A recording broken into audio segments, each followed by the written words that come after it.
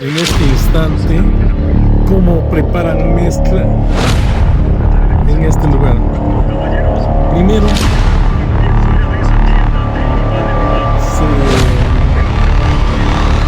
estaba sacando la mezcla y luego trajeron un poco de agua y comenzaron a mezclar y ahí la mezcla.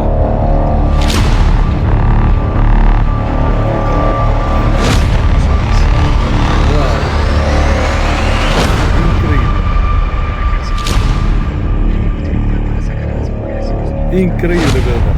Están todos así, gracias, pero no por mucho. Miren, no nos consideren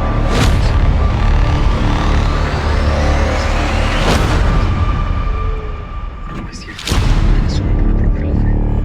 Nadie saldrá de aquí. ¿Me entienden?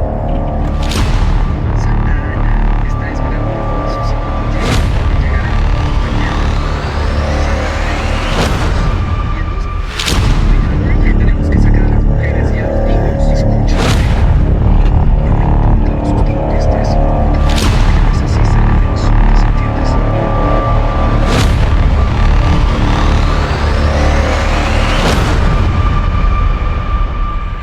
General, ¿qué desea, coronel? ¿Usted hizo la bandera roja? Nunca hablamos de eso. No sabía yo que tenía que consultar primero con usted. Claro que no, general, solo que quizás consideraría soltar a la